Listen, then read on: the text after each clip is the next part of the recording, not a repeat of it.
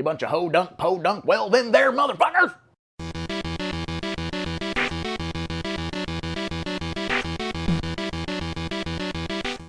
Hello, internet fans. It's your old pal Rottin Roger DeMarco here from 3bproductionco.com. And this week, we're going to be talking about Ernest Dickerson's 1995 film, Tales from the Crypt, Demon Night. So here is your plot synopsis. There's a group of people who fortify themselves inside of an old church slash hotel slash brothel maybe, and they fight off Billy Zane and his army of demons. Pretty straightforward home invasion type film, super rad. But before we get into my overall thoughts of this fantastic movie, first let's take a look at Rottin Roger's Splatter Facts. I want you guys to know that I had to do a lot of freeze framing for these splatter facts. We have 11 dead bodies, with 2 dead bodies in the pre-movie, if that counts. Now here's where it gets rad. We have 22 titties. We have 1 high-speed car chase, complete with explosion. We have smoking nipples. Not just smoking nipples, but smoking nipples. We have demon puddles. We have 1 severed arm. We have the old double cross. We have 1 headless corpse fight. We have 1 arrow to the eye. And we have dick laser fire? Not sure. Maybe. The methods of death include, but are not limited to, punched through, just like Night Killer, baby. Possession times 3. Chomped, torn apart, exploded, and slashed and licked. I think the tongue goes into the heart, kills the guy. Weird, awesome. So now on to my overall thoughts of this film. Tales from the Crypt was winding down, coming to an end. They were taking scripts that were already existing and turning them into a Tales from the Crypt brand film. They did this 3 times. They did this with Ritual, Demon Night, and Bordello of Blood. All 3 are good movies and have their own good things about them, their own bad things about them, but Demon Night to me stands out on top of the heap. This movie is so much fun. You have a great cast first and foremost. You have CCH Pounder, you have Charles Fleischer, the voice of Roger Rabbit as a mentally disturbed postal worker. So that's not something you see every day. You have Jada Pinkett Smith, of course, as Geraldine, the lead girl who's tough as nails with her Dennis Rodman-esque hair. You've got the one, the only, second best character actor to ever grace the screen, Dick Miller, as old Uncle Willie. You have Thomas Hayden Church playing Roach. Some of you might remember him from Wings or Tombstone as the music lover. You have William Sadler as John Breaker, and his nemesis, Billy motherfucking Zane, as the Collector. The cast is stacked. The effects are out of this world. Let's dive into some of this crazy shit. When I was growing up, this quickly became one of my favorite films. I would rent this every chance that I could get my hands on it. Every time it was still available at the store, I would take it home. One, there is a lot of nudity in this movie. Being able to rent this and see all those boobies, it's very exciting. But the story aspect is very fun and witty, and it is just dripping with goo and gore. This has the jelly factor that Evil speaks of. There's extremely creative effects all across the board in this movie, from puppet work to just incredible demon design, which I absolutely fawn over the way that these demons look. Really skinny and nasty hands, and they got these glowing eyes, and some of them have ponytails, and just really weird looking fun demons that are kind of scary.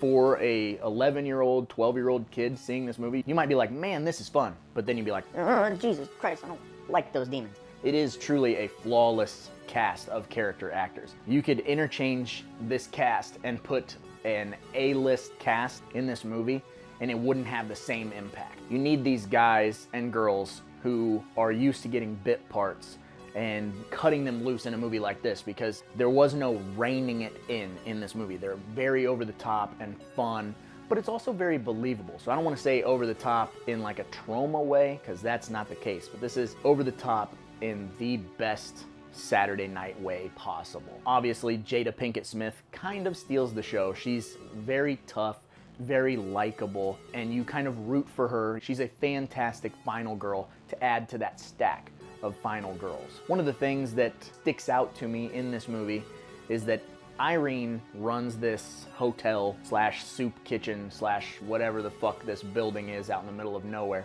And she clearly knows that Cordelia is a prostitute. It's the nice word, I'll say. Prostitute.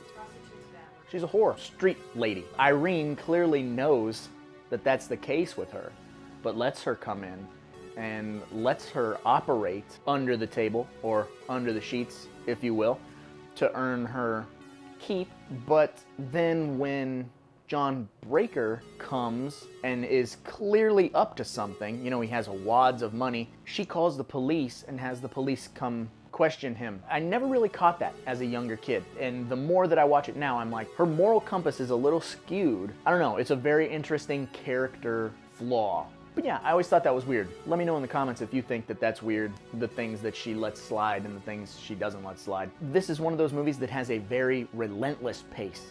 As soon as the movie starts, it just picks up speed. It never slows down, never looks back, gives you very fast, fun, demon action, some great dialogue with some fantastic one-liners. Billy Zane is so phenomenal in this movie. He relishes in the fact that he gets to be this ridiculous, over-the-top villain. And this was also the first movie that he ever came out publicly and said, hey, I can't grow hair, I'm bald. Every movie up to that, he had been wearing toupees. And this movie, he said, well, do you want me to wear this, or this, or this? And the director said, try it bald, man. You know, you look good. And so he's been bald ever since, I think because Ernest Dickerson was like, you don't look terrible with no hair. Again, I put this movie up on a very high pedestal. Other than Night of the Living Dead, this has gotta be up there on my us versus them films, because this has such a tone to it and it's such a roller coaster ride.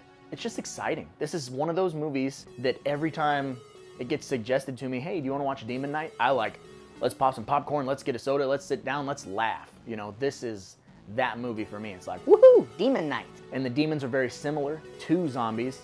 With zombies, you have to shoot them in the head, and these demons, you have to shoot them in the eyes, which a headshot is a little easier, I would assume, than getting 2 bullets perfectly in the ocular sockets of fucking demons, especially when you're scared out of your mind. But either way, they do it a bunch in this movie. From Dusk Till Dawn and Demon Night came out around the same time, and I feel like they capture something very specific about the mid-90s and the state that horror was in. You get this smarter than average dialogue with the pacing and just the fun that these movies create. Things about this movie that I really like. I like the fact that this key has holy blood in it, and you take the blood to create a barrier so that these unholy demons cannot cross through. I think that's a very innovative way to stop the demons from just jumping through the windows, because they're tough.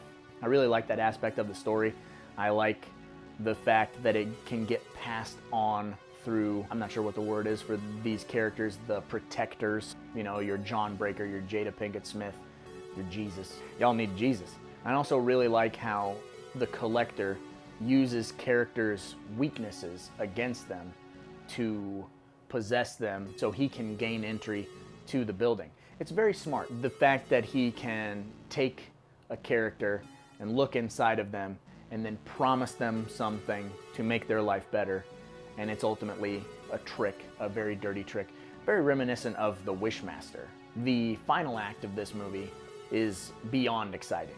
I've said the word relentless in this a couple of times, but the ending of this film is very relentless. You have demons coming in like crazy, everyone fighting and going nuts, and a lot of characters going out on their shields, fun back and forth fighting, and a very cool showdown between Jada Pinkett Smith and Billy Zane at the end of the movie. I love the ride that this movie takes me on. But, you know, in my personal opinion, I do think that this movie is 100% popcorn as fuck.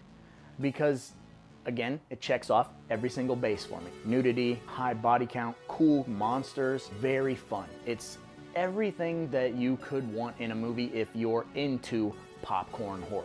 I don't think that this is a scary movie, per se. What I think is that this movie is an exciting 90-minute ride, and that if you don't own it, you should own it. If you haven't seen it, you should see it. It deserves to be in your collection. It deserves to be shown to your friends. This is the perfect, we have a house full of people, let's have a good time flick.